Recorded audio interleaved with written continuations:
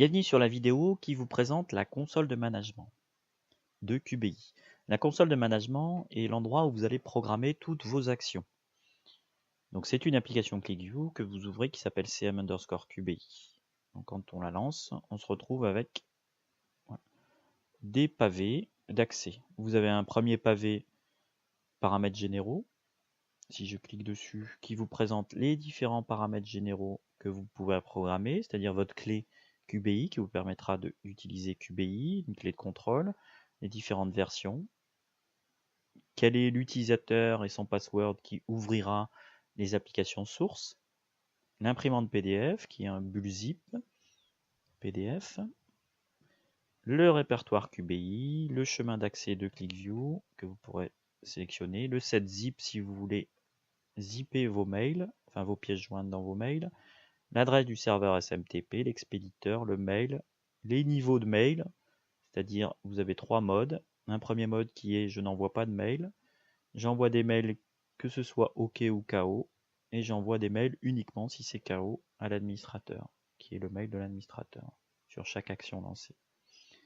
Vous avez un autre pavé trace qui vous présente les différentes traces de vos actions, le détail de chaque trace, les petits icônes pour vous montrer, les petites smileys pour vous montrer si ça s'est bien passé ou pas bien passé, et les différents error level remontés au niveau de chaque traitement.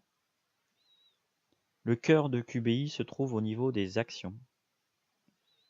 L'onglet Actions vous permet d'ajouter des actions.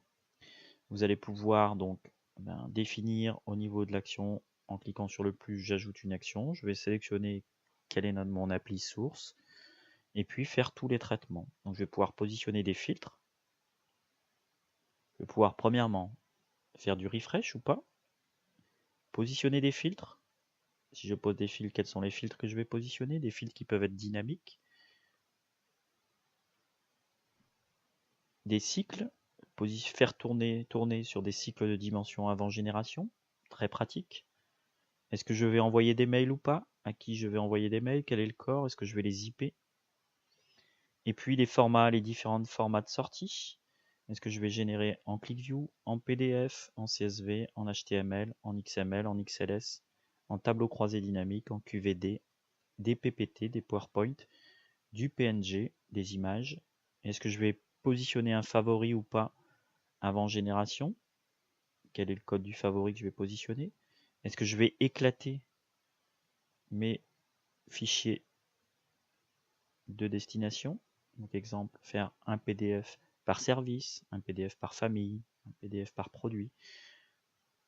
Tous les formats peuvent être éclatés grâce à la possibilité d'éclatement.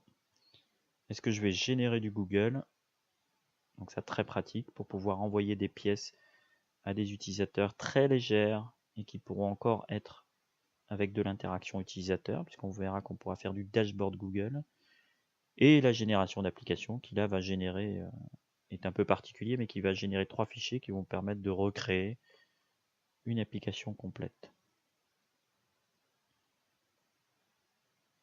Voilà pour la console de management. Vous pouvez lancer les traitements à partir du bouton lancement action, analyser un document, supprimer une action, revenir réinitialiser à zéro, tout vider, passer du français à l'anglais. Toutes les actions que vous allez programmer vont avoir un nom d'action. Par défaut, c'est le nom de l'application. Vous pouvez le changer au niveau du nom de l'action pour pouvoir lancer plusieurs lignes d'action dans le même traitement. Ce nom d'action, quand vous allez générer l'action, est lié à un point BAT. Ce point BAT pourra être relancé à l'extérieur de la console de management pour que vous puissiez programmer tous les traitements dans un autre ordonnanceur, dans un planificateur de tâches par exemple, pour pouvoir relancer à telle heure tel traitement, tel autre traitement. Voilà, merci de votre attention.